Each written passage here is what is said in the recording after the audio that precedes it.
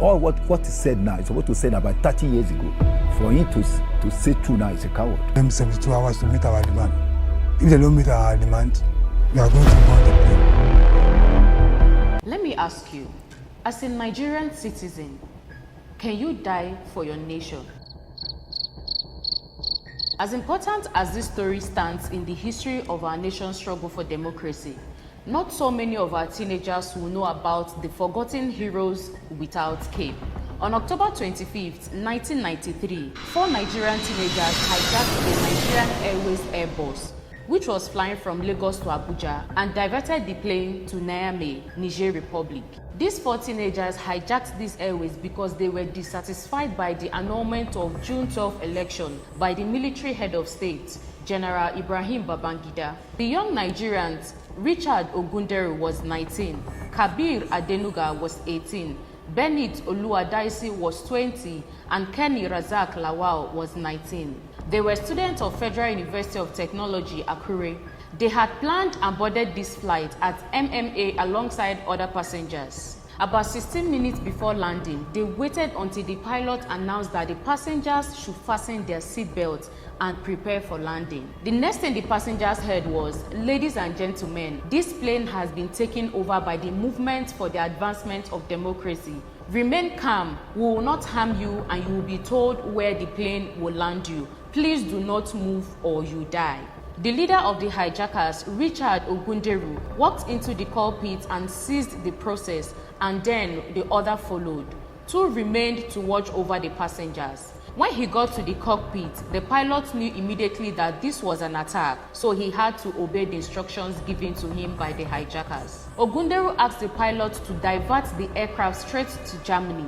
The pilot convinced him that the plane did not carry sufficient fuel to cross over to the Atlantic, and then suggested they divert to a nearby country, Niger, or they will crash and everybody dies. Now, the 2 hijackers told the pilot that what they wanted was a place they could land and give publicity to their reason for the hijack. Now, the hijackers suggested to the pilot to land in Germany because they will have a good press coverage that will support their democratic cause for Nigeria. But that couldn't happen because of the fuel shortage. Now, the pilot agreed to land in Niger Republic. Upon landing, the hijackers found themselves surrounded by hundreds of armed Niger soldiers at the airport. They had earlier distributed their demands in a pamphlet among the passengers, calling on Nigerian government to atone for the annulment of June 12 election. To show they were not ready to kill anyone so long the government listened to them, they released 34 of the 193 passengers, among them who were top Nigerian government officials. The leader of the hijackers spoke to the BBC correspondent. The correspondent asked them why they were fighting. He told them that they wanted to actualize the mandate given to them by the Nigerian people to MKO Abiola. Nigeria has been hijacked by one general, which is Babangida. That was not to expose Nigeria issue to the war. That's why you go to the hijack. Nigerian government under Chief Ernest Shonikan sent 24 delegates to come and speak to the hijackers, but none of them entered the aircraft to have a conversation with them. Instead, they were in the hotel asking them to come down.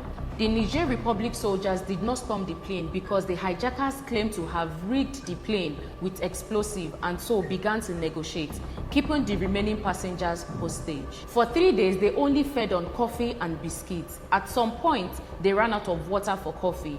One passenger demanded for water. Under the guise of bringing them water and food, the Niger Republic soldiers eventually realized that these hijackers were not armed. Under the cover of darkness, they stormed the plane and these 4 teenagers were arrested. Now, these were 4 teenagers that fought for the betterment of our society. This question comes back to you again. As a Nigerian citizen, can you die for your nation? For more videos like this, please do like, share, follow us on all our social media platforms on Frankstan TV. Thank you.